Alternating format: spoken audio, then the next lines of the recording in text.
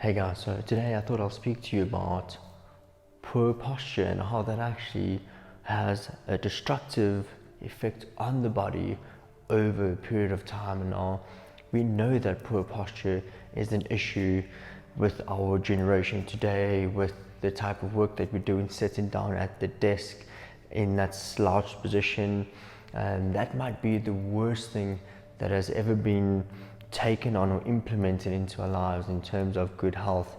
That is the worst thing you could do. And so this is a representation of what that looks like as a result of us living life in that position. So this is a beautiful illustration of how exactly that looks like when you are in that sitting forward head posture, rounded shoulders position. What happens is your head shifts forward and the muscles behind the head has to actually activate in order to keep the head up. You see, your eyes, your ears, as well as your jaw cannot, it has to be straight in alignment with whatever it is that you're looking at. You can't look, you'll never work in this position, you'll never work in this position. Your eyes will always try to remain fixed to whatever it is that you're looking at. And so if you slouched in this position, your head is naturally going to lift up, contracting these muscles at the back of the neck and to maintain good eye level. That's what the body naturally does. The same thing with the ear, the same thing with the jaw. So when we're in that position, your neck muscle starts to activate and eventually causes trigger points. The same thing happens in the pec muscles, the front part of the chest rounds, contracting those muscles in the chest, and the same thing happens. There's a shifting forward of the pelvis as a result of us slouching forward, and that compromises the lower back, putting unnecessary strain on that lower back. That is where you get an increase in bulge discs or herniated discs. And there's a lot more that happens. You also then tend to deactivate your ab muscles or your abdominal muscles, your core muscles, because as there's a forward shift of the pelvis, you're actually lengthening the abdominals and causing it to deactivate. And so there's a lot going on as a result of this. This is just to show you how bad it actually is when we find ourselves in that position.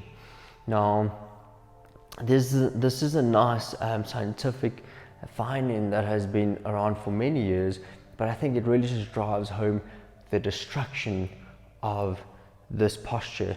And I know you know someone, or maybe this is yourself, who finds themselves in this position.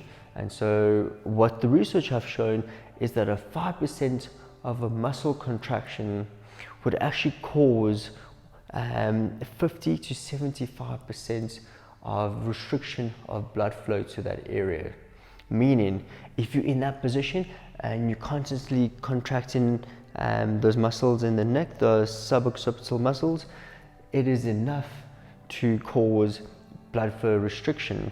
That goes in the neck, that goes in the lower back, that goes in the chest. No wonder we feel like our breathing is labored. No wonder we always have headaches in our neck. No wonder we always have low back pain. No wonder we also have abdominal bloating and GI issues because of that length tension relationship, because of the severity of the contraction.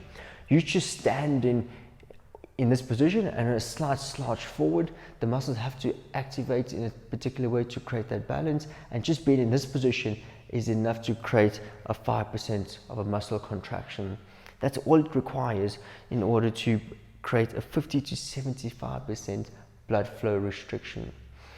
Blood flow is what creates life. That is what helps with movement, with life. If there's no flow in life, there is death. And so it's important that we stand in a position that facilitates flow, blood flow, oxygen to go into those particular organs, the muscles, the tissues, for healing. Healing cannot occur if there's no flow.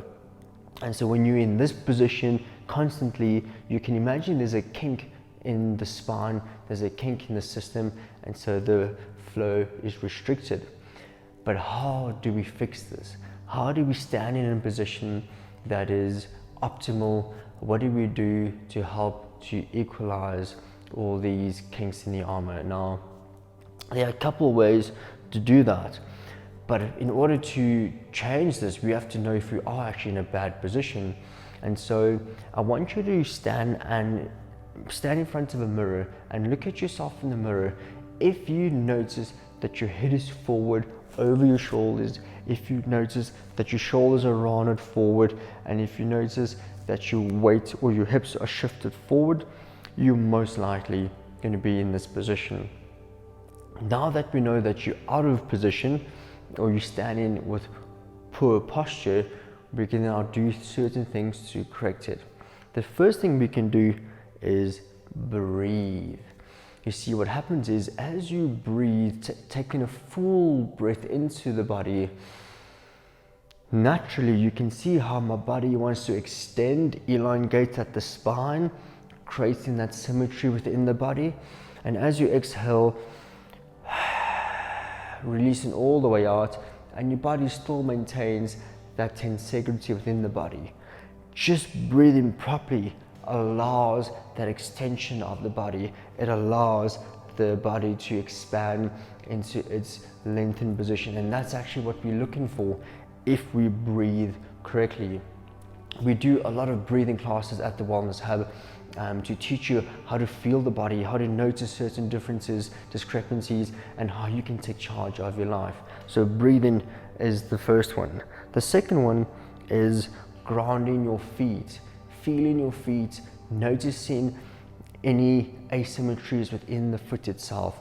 A lot of people, just when standing still, they'll tell you they either have weights all on the outside of the foot, or they feel like the weight is on the inside of the foot, and they'll also say it's slightly more on the forefoot or the hind foot, just depending on their posture. But that shouldn't be the case. When you stand in nice and tall, feet planted firmly into the ground, you should have equal distribution of weight in the foot. From the first ball of the foot to the outer ball to the heel, there's this triangle that's created. You should feel a evenly distribution of weight in your foot. And so just standing tall and being mindful of how my standing could also create that expansive extension movement, which will help for you to stand nice and upright. And even while walking, you can still create that sense of equal distribution in the foot, because when you're walking heel toe, there's this equanimity or equal distribution as you do so, but just being mindful of it is very, very key. And then the last one is emotional healing. You see, many times when we have past traumas, childhood traumas particularly, we become burdened by it, and our emotions literally start to hold us down.